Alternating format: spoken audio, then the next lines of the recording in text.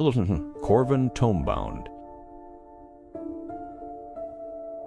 In the hush above the city's fevered arteries, Corvin Tomebound cultivated a sanctuary of silence. The rooftop was an island of chlorophyll and crystal, where vines coiled like serpents round rusted pipes, and the air, perfumed by night-blooming nicotiana, carried the faint metallic scent of rain.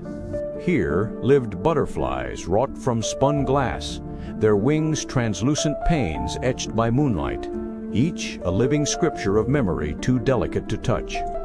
Corvin moved among them with the reverence of a priest, gloved fingers brushing nothing, yet coaxing color from the void. He spoke rarely. The garden answered in shimmer and sigh. It happened at twilight's indigo hinge. A single butterfly, its wings. The pale green of oxidized copper hovered above the lemon thyme, quivered and burst. The sound was a chime of distant ice breaking on a forgotten lake. From the fracture spilled a memory, the scent of his mother's cedar chest, the dust motes dancing in a shaft of attic light, the soft tremor of a lullaby half remembered. The shards hovered like guilty stars, then drifted downward, littering the soil with splinters of yesterday. Corvin knelt, heart ricocheting against ribs, and understood that the garden had been hoarding his grief in the bodies of these fragile archivists. The glittering trail led him to the fire escape, a skeletal ladder clinging to brick like an old regret. He descended, soles scraping rust. Each rung a syllable of descent into the city's roar.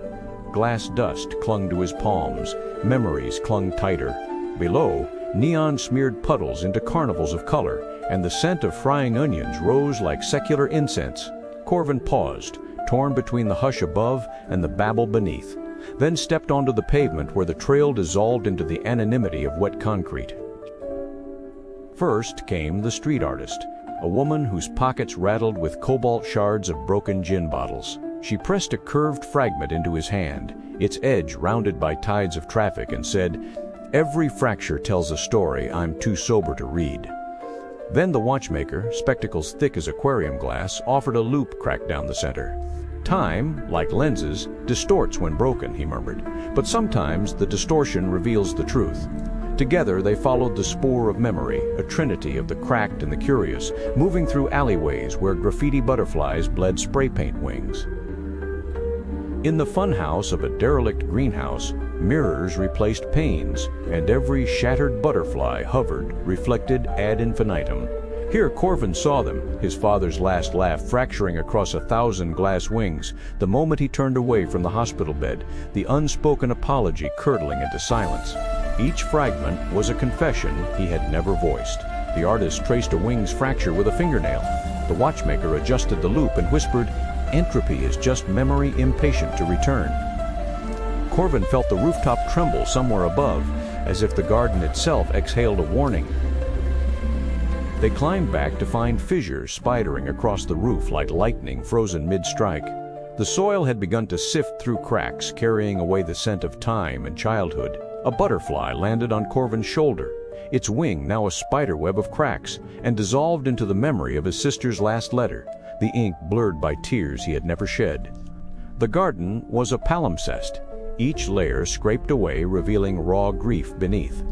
The artist planted bottle shards like talismans. The watchmaker tried to solder cracks with molten silver, but the roof groaned, a dying leviathan.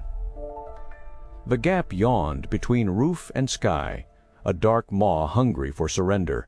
Corvin stood at the edge, toes over the abyss. Below, the city hummed its indifferent lullaby. Above, the moon hung like a polished coin. To save the butterflies, to preserve the garden, he must let them go. To keep them was to watch the roof crumble into memory's grave. Wind tore at his coat. Glass wings whirled around him like a storm of translucent prayers. He closed his eyes, felt the weight of every shard against his sternum, and stepped into nothing.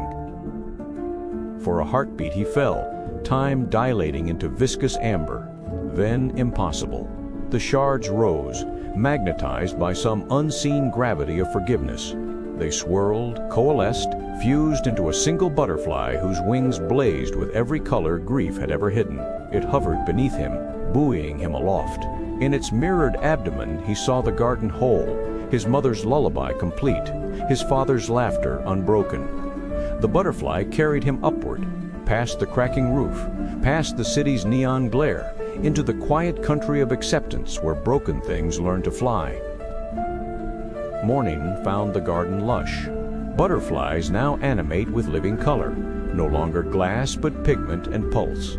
Only one shard remained, tucked into Corvin's breast pocket, a sliver of the original green-winged butterfly, cool against his heart. He tended the lemon thyme, humming the lullaby now fully remembered. Below, the city continued its relentless becoming, but here, above it all, grief had transmuted into something winged and weightless. He lifted the shard to the light.